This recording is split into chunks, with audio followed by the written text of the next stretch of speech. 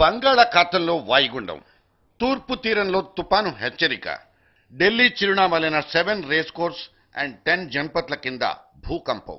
Yes, అందితే జుట్టు, అందకపోతే కాళ్ళు. రాజకీయాల్లో ఎదగాలంటే ఇదొక్కటే పదునైన ప్రాథమిక సూత్రం.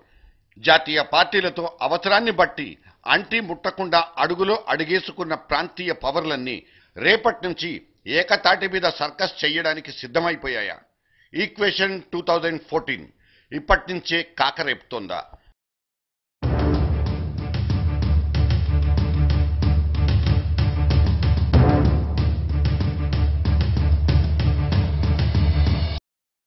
మాకు కొమ్ములొచ్చాయి, చాలించండి మీ కర్ర పెత్తనాన్ని.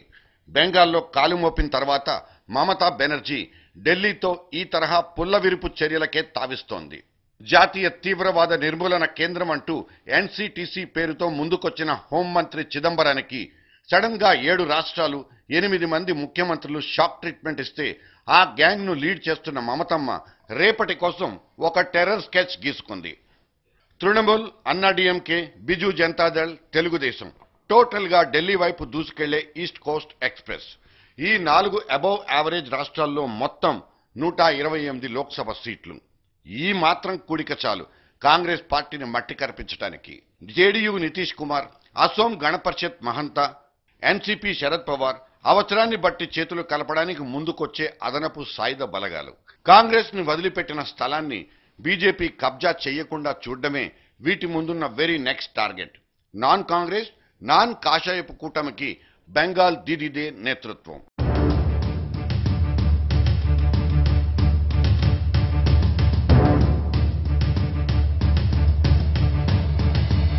రాష్ట్రాలకున్న అధికారాలు, హక్కులకు కత్తెర పెట్టే ఈ ఎన్సిటిసి ప్రయత్నం ప్రాంతీయ పార్టీలకు ఒక ఒంటెద్దు పోకడగా కనిపించడం కామన్. నిఘా ఏజెన్సీలకు పోలీస్ పవర్ ఇవ్వడమేంటి? ఆపరేషన్లన్నీ ఐబీ చేతుల్లో ఉంటే మాది మాత్రం ప్రేక్షక పాత్రేనా అంటూ కాంగ్రెస్ ఇతర రాష్ట్రాలన్నీ చిదంబరాన్ని బెంచి మీద నిలబెట్టేశాయి. Ours is a federal structure. It is a cooperative federalism. Without consulting political parties or without consulting state governments, or they didn't put in the parliament for debate, unilaterally they have taken a decision. It is not good. ఈ సందట్లోనే కాంగ్రెస్ తో కృత్రిమ శత్రుత్వం పెంచుకుని ఒకే గొడుగు కిందకు రావాలన్నది regional పార్టీల వ్యూహంగా కనిపిస్తోంది. ఎప్పుడో మూర్చబోయి మూలన పడ్డ మూడో ఫ్రంట్ ను మళ్లీ నిద్రలేపడమే మమతమ్మ తాజా తీవ్ర ప్రయత్నం. మమతా బెనర్జీ, జయలలిత, చంద్రబాబు నాయుడు, నవీన్ పట్నాయక్ నలుగురు 4 పవర్ఫుల్ డైనమైట్స్. కీలెరిగి వాత పెట్టడం, అదును చూసి పంటలేయడం వీళ్లకున్న స్పెషల్ పొలిటికల్ క్వాలిటీ. ఒక్క తాను ముక్కలు కాకపోయినా జాతీయ పార్టీలకు ఉరితాడు పేనడానికి వీళ్ళందరూ ఎవర్ రెడీ. లోక్పాల్ బిల్లు మీద మసిపూసి అన్నా హజారేను బొజ్జో పెట్టినా యూపీఏ సర్కార్కు సుఖనిద్ర ప్రాప్తించలేదు.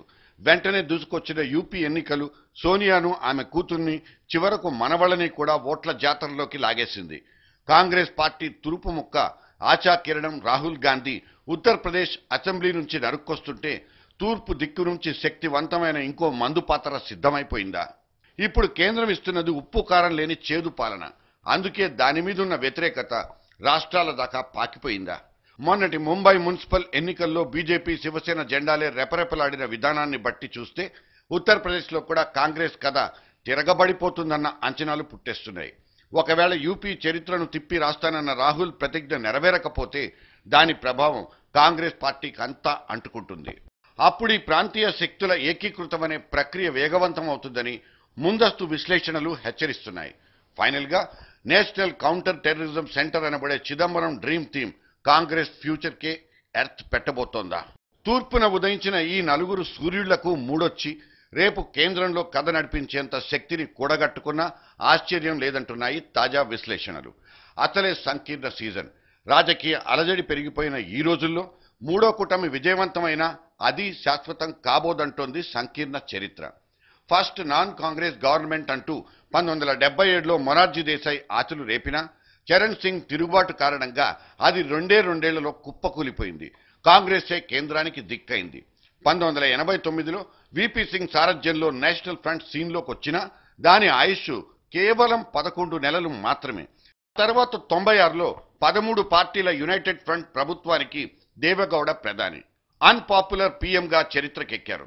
2 ఏళ్ల తర్వాత అది కొలాప్సే. ప్రాంతీయ శక్తులన్నీ కష్టపడి కూడబలుక్కున్నా కేంద్రంలో నిలదొక్కుకోవడం దగ్గర మాత్రం డ్యామ్ ఫెయిల్యూర్. కారణం వల్ల ఒక్కటే, మూడో కూటమిలో ఉండేది ఉండబోయేది అందరూ మొనగాళ్లే. అందరి మీద అందరూ పెత్తనం చెలాయించాలి. అందుకే గుడారం గోవిందా అయ్యేది. ఇంతకీ ఈ మమతమ్మ గుడారం ఆయుష్యంతా?